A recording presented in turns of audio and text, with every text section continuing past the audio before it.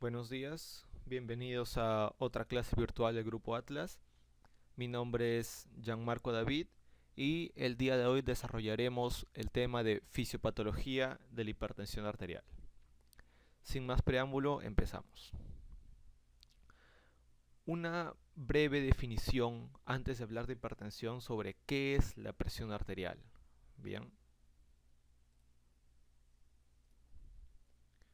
que no es otra cosa que la presión que ejerce nuestra sangre al circular por los vasos sanguíneos. Ahí tenemos la definición.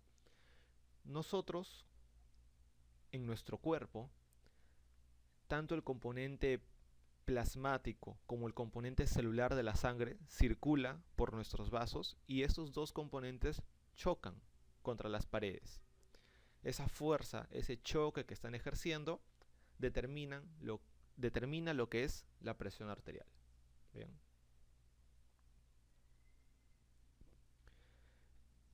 Y recordamos también de fisiología que la presión arterial es el producto de tanto el gasto cardíaco como la resistencia vascular periférica. Y la importancia de esto radica en que muchos de los fármacos que se van a usar para tratar a un paciente hipertenso van a tratar de modificar o el gasto cardíaco o la resistencia vascular periférica. En este lado, alterando el diámetro de los vasos y en este otro actuando sobre lo que es la volemia, volumen o la frecuencia cardíaca del corazón.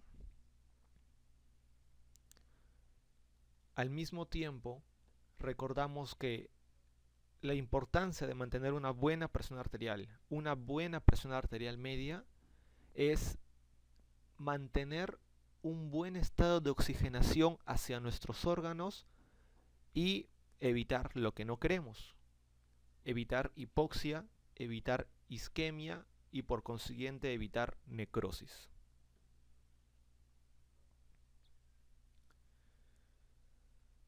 Y uno de los principales órganos que tenemos y que se va a ver muy involucrado en el desarrollo de la fisiopatología y la patogénesis de la hipertensión arterial es el riñón. Recordamos que el riñón maneja uno de los sistemas más importantes en el control de la presión arterial, que es el sistema renina-angiotensina-aldosterona. El riñón, ante una caída de la presión arterial, sus células empiezan a secretar cantidades de renina, que actúa como una enzima transformando el angiotensinógeno que fue producido por el hígado a angiotensina.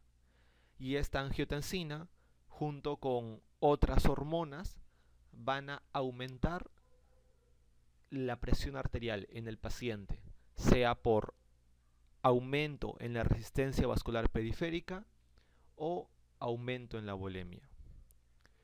En contraposición, cuando se detectan niveles elevados de presión arterial, todo este sistema se suprime.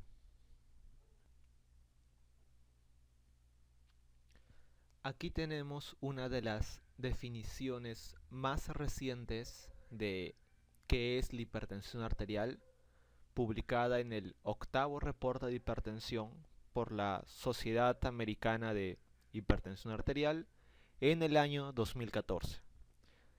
¿Qué me dice?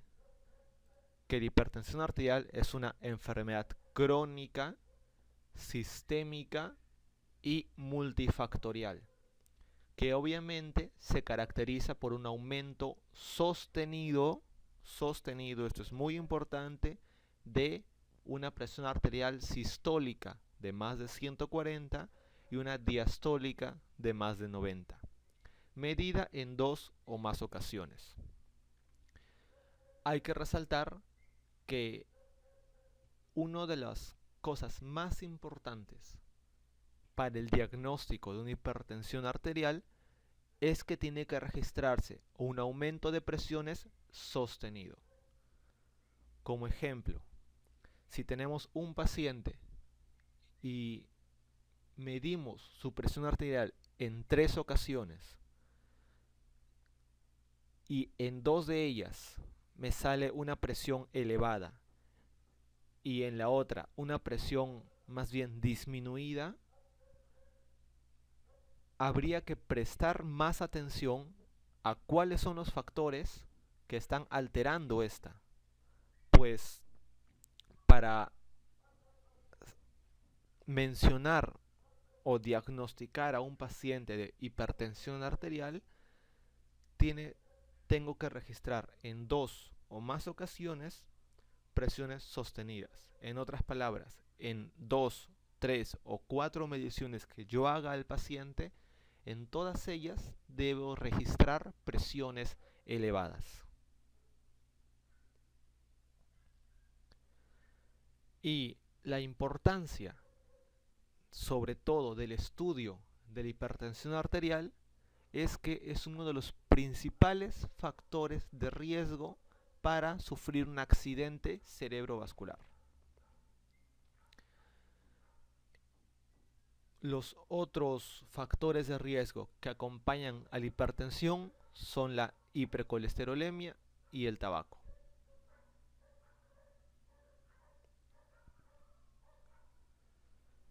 La OMS en el año 2013 acuñó un término, el síndrome cardiometabólico.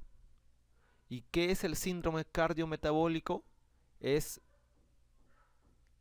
la asociación en un paciente de hipertensión arterial junto con otros desórdenes metabólicos, llámese obesidad, diabetes, hiperlipidemia, así como alteraciones en la dieta, que tenga el hábito de fumar, una vida sedentaria y el consumo de alcohol. Todos estos factores me van a hacer más propenso a sufrir enfermedades cardiovasculares. ¿Cuáles son estas? El infarto de miocardio, los accidentes cerebrovasculares y la insuficiencia cardíaca.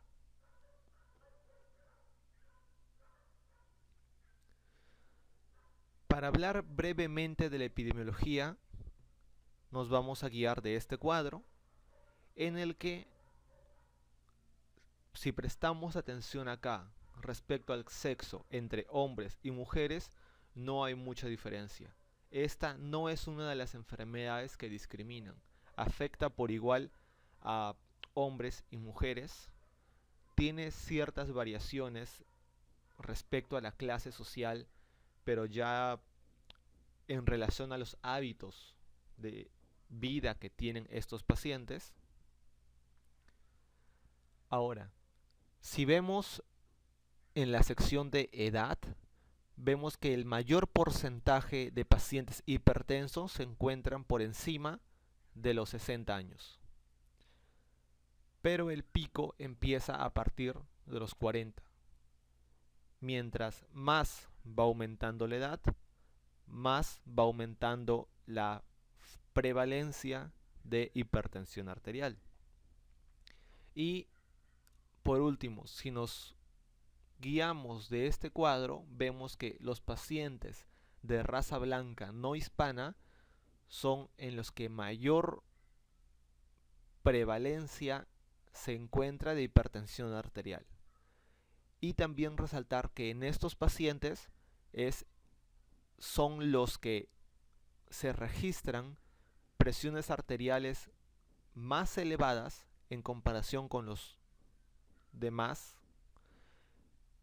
y el control de esta presión arterial es más difícil en pacientes de raza negra. Esto fue un estudio que se realizó en México del 2012, en donde solo quiero que presten atención a la distribución de los colores. Se hizo una campaña de despistaje de presión arterial y del total de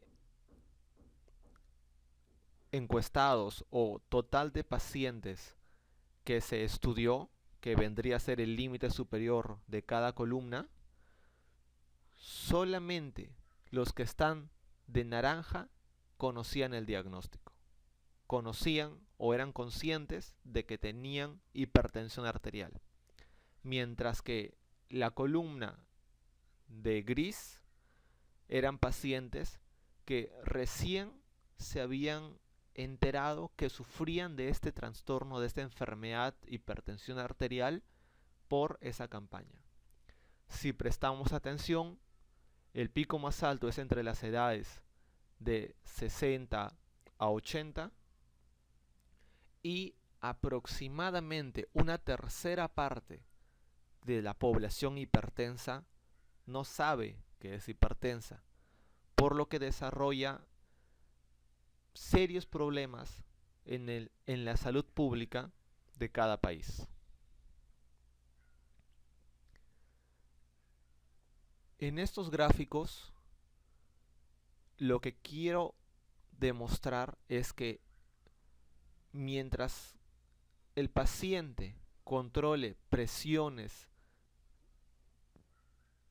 sistólicas más elevadas, mientras sea mayor esta, así como que el paciente sea más añoso, el riesgo de que sufra una enfermedad arterial coronaria o un accidente cerebrovascular es mayor.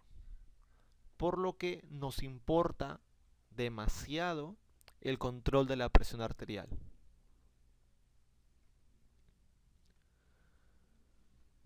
Bueno, siguiendo un poco la epidemiología del Perú, vemos que en las tres regiones, costa, sierra y selva, es la región de la costa en donde se registran más prevalencia de pacientes hipertensos.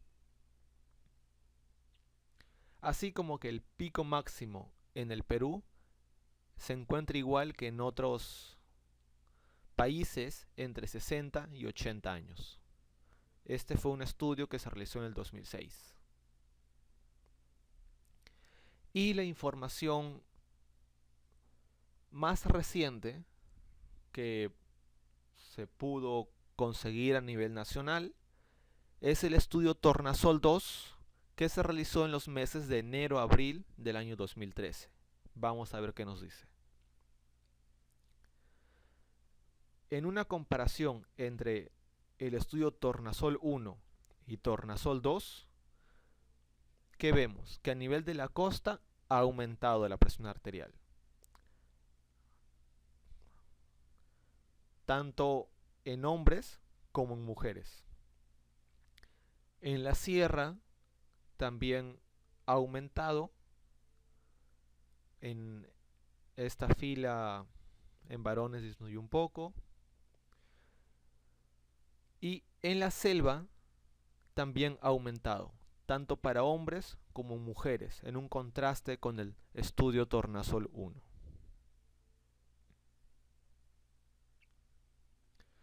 En Lima, la capital, ¿qué es lo que vemos?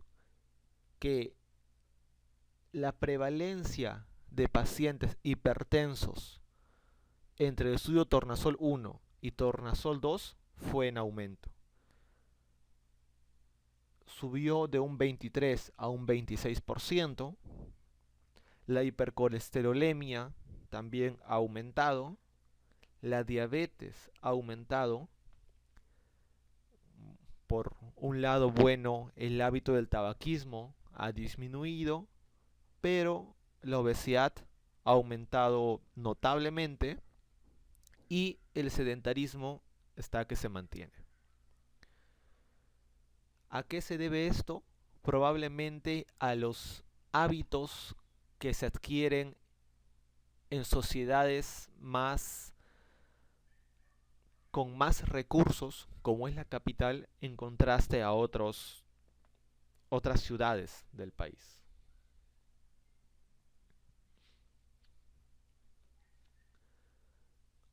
Así como vimos hace un momento, aquí en Perú,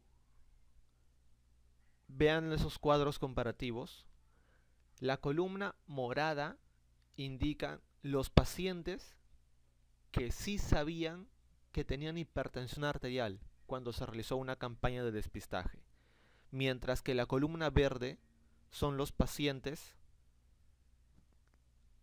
disculpen, la columna verde son los pacientes que sí conocen su diagnóstico de hipertensión arterial, mientras que la columna morada son pacientes que recién con un despistaje, una campaña, pudieron darse cuenta o conocer que sufrían de hipertensión arterial. Aquí vemos que es casi la mitad de todos los pacientes, un 50%, que desconocía que sufría hipertensión arterial, por lo que viene siendo una enfermedad crónica y de importancia tanto económica en el ámbito de salud pública y social que vienen a traer estos pacientes.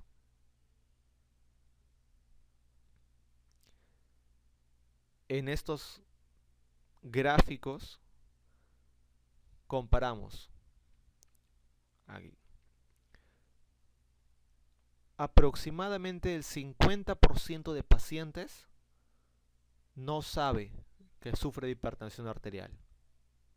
Bien. Pero de este otro porcentaje que sí sabe que tiene hipertensión arterial, veamos. Una parte recibe tratamiento médico, otra parte recibe tratamiento dietético y otra parte recibe ambos tratamientos, médico como dietético. Pero todavía tenemos una parte de esta población hipertensa que no está siendo tratada, ya sea porque abandonó el tratamiento o no lo puede costear. Entonces, prácticamente se uniría al otro grupo. No están siendo tratados contra la hipertensión arterial. Pero de estos pacientes que sí están siendo tratados, veamos. Aproximadamente la mitad de estos pacientes que reciben tratamiento controlan adecuadamente sus niveles de presión arterial, mientras que el resto que recibe tratamiento, a pesar de ello, no logra llegar a unas cifras meta en el control de la presión arterial. En otras palabras, es un tratamiento ineficaz. Y estos pacientes están junto al resto de desarrollar consecuencias a largo plazo de hipertensión arterial, mientras que no se controle sus cifras de presión. Bien. Hay distintas formas de clasificar lo que es la hipertensión arterial y vamos a ver una de ellas. De acuerdo a la etiología, podemos clasificarlo en hipertensión arterial esencial o primaria, que constituye aproximadamente el 90-95% de todos los pacientes con hipertensión, y la hipertensión arterial secundaria, que es el resto. ¿A qué se le llama hipertensión arterial primaria? No es otra cosa que una hipertensión idiopática. Un paciente en el que se descartaron todas las causas que podrían llevarlo a desarrollar cifras elevadas de presión arterial, pero aún así lo presenta. Eso es una hipertensión arterial esencial o primaria. Mientras que una secundaria se refiere a un paciente que por algún tipo de trastorno o enfermedad se explica que desarrolle cifras de presión arterial elevada. la característica de esta hipertensión arterial secundaria es que si nosotros tratamos esa enfermedad o ese trastorno de base, estos pacientes, este 5 a 10%, se puede curar de la hipertensión. A diferencia de la hipertensión arterial esencial, en la que estos pacientes tienen que cursar con esta hipertensión a lo largo de su vida. Otra forma de clasificar la hipertensión arterial es de acuerdo al control que tienen los pacientes. Se le llama estable cuando el paciente controla sus cifras de presión arterial y está por debajo de las cifras meta. En otras palabras, un paciente con un tratamiento adecuado y que controla presiones adecuadas. Y por otro lado tenemos la crisis hipertensiva, que se da en pacientes que no controlan sus cifras de presión arterial. Y dentro de esta tenemos lo que es la urgencia hipertensiva, que es cuando un paciente maneja una presión arterial diastólica por encima de 120, y lo que es la emergencia hipertensiva. La diferencia entre una y otra es que en la urgencia hipertensiva se registran valores elevados de presión arterial, pero no está afectado ningún órgano blanco. Mientras que en la emergencia hipertensiva sí se encuentra involucrado algún tipo de órganos. Y como se encuentra involucrado algún órgano, principalmente el cerebro, trae síntomas. Y es solo en este caso de emergencia hipertensiva en donde el paciente presenta síntomas. Llámese cefalea, visión borrosa o síntomas neurológicos focales, como parestesias, etc.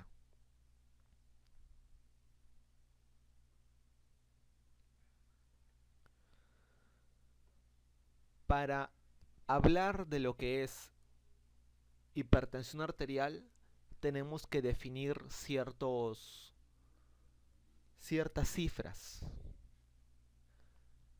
La escuela americana me dice esto. Cifras de presión arterial normal son sistólica menor de 120, diastólica menor de 80. Y llama prehipertensión con cifras entre 120, 139 y 80, 89. Habla de una hipertensión franca, estadio 1, entre 140, 159 y 90, 99. Y una hipertensión más avanzada, estadio 2, cifras por encima de 160 y 100.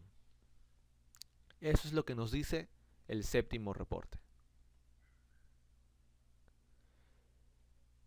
Y el octavo reporte, ¿qué es lo que me dice? Presión arterial normal menos de 120-80. Prehipertensión entre 120, 139 y 80-89. Y hipertensión estadio 1, 140, 159 y 90, 99. Hipertensión estadio 2, más de 160, 100. Vemos que es muy parecido a lo que vimos en el séptimo reporte. La diferencia está que en el séptimo reporte me decían que cuando llega a hipertensión a estadio 1, sí o sí tengo que iniciar el tratamiento médico, o sea, tratamiento farmacológico. Pero, ¿qué me dice el octavo reporte? Que cuando llega a cifras mayores de 150-90, recién tengo que iniciar el tratamiento médico. Anterior a esto, solo un tratamiento dietético, cambios en el estilo de vida.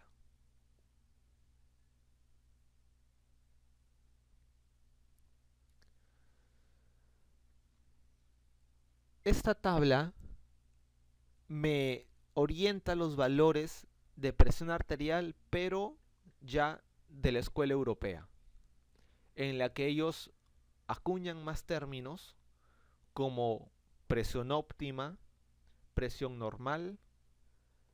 Para ellos, o ellos no usan lo que es la prehipertensión, sino el término de presión normal alta, y dividen la hipertensión en 3 estadios: hipertensión grado 1, grado 2 y grado 3.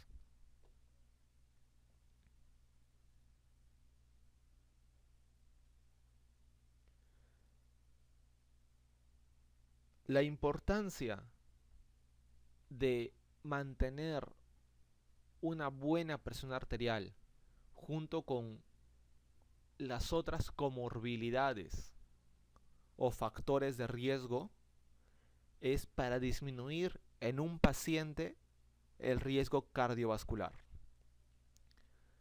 Las otras comorbilidades, además de cifras alteradas de presión arterial, vendrían a ser el tabaco, la dislipidemia, alguna enfermedad orgánica que tenga de fondo el paciente, la diabetes, el sobrepeso, antecedentes familiares que ya hayan sufrido algún evento cardiovascular, tanto la edad como el sexo, el sedentarismo y personalidades tipo A.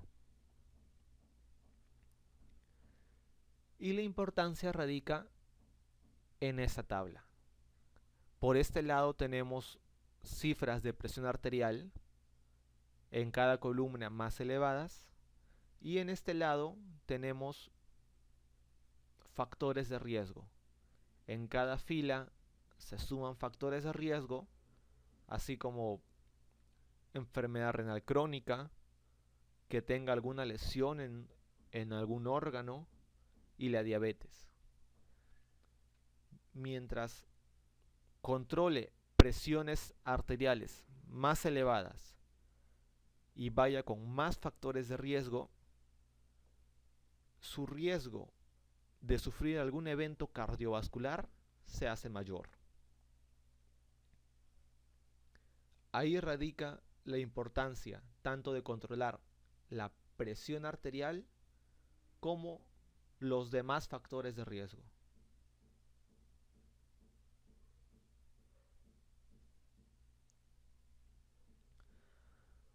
Ahora, ya habíamos hablado de esto, lo que es la hipertensión arterial primaria y secundaria. Y vamos a ver algunas de las circunstancias o factores que juegan en cada una de ellas. La hipertensión arterial primaria, que es llamada la hipertensión idiopática, puede tener factores genéticos, ambientales, etcétera, y en la que generalmente suelen existir antecedentes familiares de hipertensión arterial. Un padre, un hermano, un abuelo con hipertensión arterial. Mientras que la secundaria es en la que su origen está relacionado a una causa específica. Por ejemplo, una causa renal, una causa vascular o alguna causa endocrina. Vamos a ir viéndolas. En lo que es hipertensión arterial primaria o esencial, tenemos los factores hereditarios. En los niños, el riesgo de desarrollar hipertensión es 2 o 3 veces más elevado cuando uno de los progenitores sufría de esta enfermedad. Son muy raros los casos en donde se atribuye a alguna anomalía genética el desarrollo de hipertensión arterial. Y lo más probable es que existan alteraciones a nivel genético que sean moduladas o varíe su expresión de acuerdo a los factores ambientales en los que se desarrolla este niño.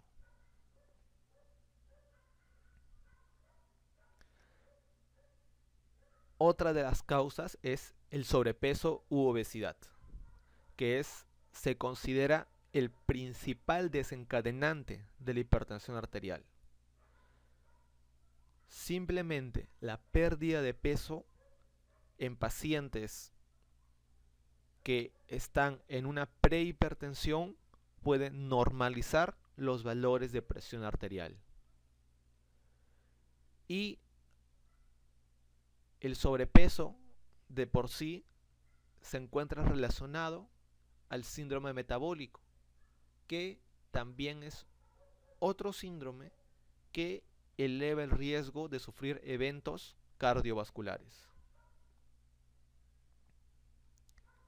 Tenemos el alcohol y el tabaco, que el alcohol se relaciona activamente con el sistema nervioso vegetativo y aumenta el gasto cardíaco. A largo plazo deriva en una hipertensión arterial permanente. Y la nicotina, aunque no ejerza un efecto directo sobre la variación en los valores de presión arterial, se encuentra una relación directa entre pacientes que fuman y que desarrollan alguna enfermedad secundaria.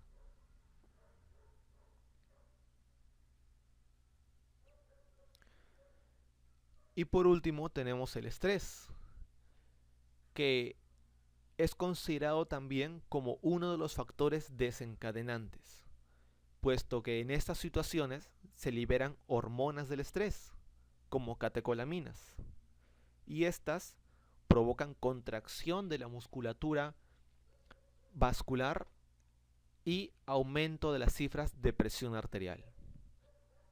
Más adelante vamos a ver cómo juegan estas hormonas en la fisiopatología de la hipertensión arterial. Además que las personas que sufren de estos trastornos de estrés se ven mucho más sensibles a la acción de estas mismas hormonas. En otras palabras, personas con estrés crónico se vuelven más sensibles a las hormonas del estrés y desarrollan reacciones más fuertes en lo que es el aumento en el tono de la vasculatura o en el control de sodio. Y esto va a favorecer el desarrollo de hipertensión arterial. Ahora, para el caso de hipertensión arterial secundaria, ya habíamos recordado, es la que se presenta aproximadamente en un 5 a 10% de los pacientes y la que es inducida por fármacos, drogas, mecanismos hormonales, causas renales.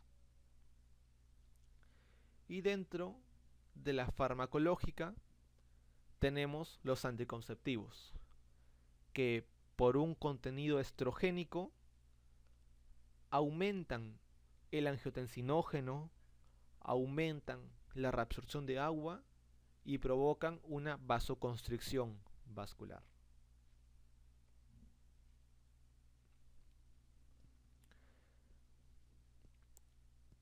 Las otras hormonas o fármacos que alteren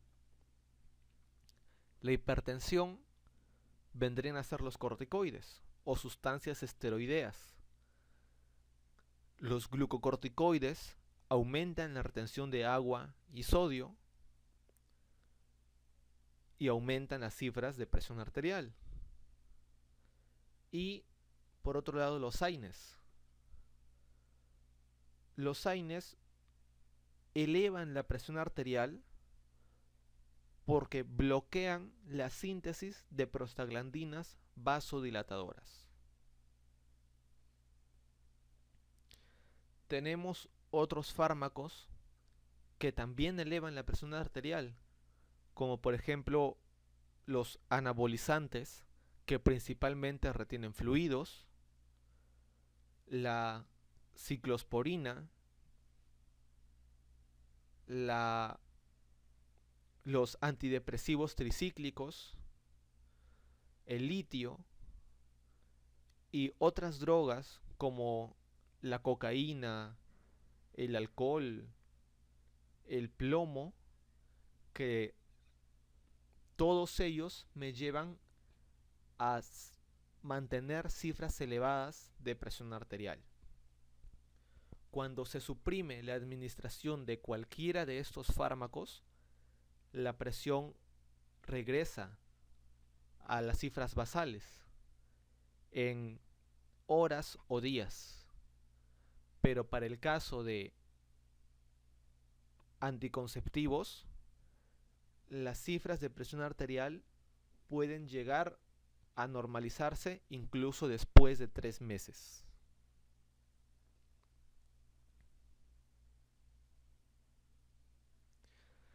Dentro de la causa endocrina tenemos, por ejemplo, el feocromocitoma, que es un tumor de la médula suprarrenal.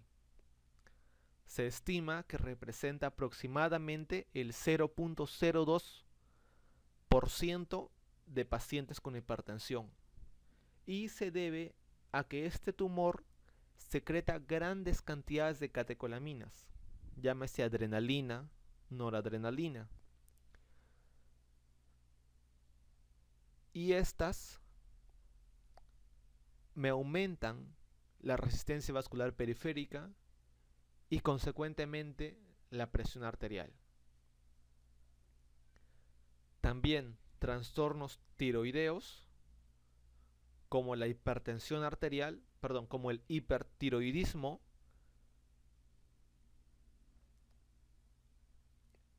se ve que en un 30% de pacientes hipertiroideos desarrollan hipertensión arterial, principalmente por aumento del gasto cardíaco y la volemia. Pero así como se ve en hipertiroidismo, en hipotiroidismo también. La hipertensión arterial se produce en un 20% de los pacientes, principalmente en estos pacientes hipotiroideos, se ve por un aumento en las resistencias vasculares periféricas. También en pacientes con hiperparatiroidismo, la hipertensión es un hecho frecuente. 40 a 70% de los pacientes hiperparatiroideos desarrollan hipertensión arterial y el 40% de todos estos maneja valores elevados de renina. En otras palabras, una sobreestimulación del sistema renina-angiotensina-aldosterona. Dentro de causas renales es muy difícil precisar cuál fue antes. Si primero fue un daño renal y la consecuencia de este llevó a desarrollar hipertensión arterial, o el manejo crónico de la hipertensión arterial llevó a desarrollar insuficiencia renal.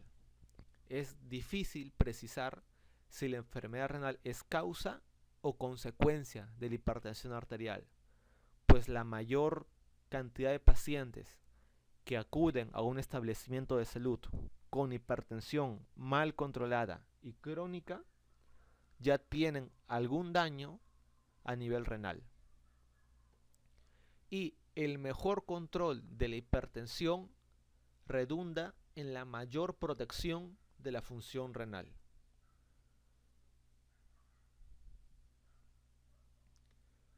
Entre las causas a nivel renal que pueden llevar a desarrollar hipertensión arterial, tenemos enfermedades a nivel del parénquima, por ejemplo, una glomerulonefritis, una nefrocalcinosis, tumores renales, el hipernefroma. En cualquier caso, la presencia de hipertensión arterial indica un mayor riesgo para la evolución del proceso subyacente y la función renal. Así como también tenemos causas vasculorenales. La estenosis unilateral o bilateral de las arterias renales y, entre otras causas, tenemos las neurológicas como la hipertensión endocraniana, la apnea del sueño, el síndrome de Guillain-Barré, la coartación de la aorta y el embarazo.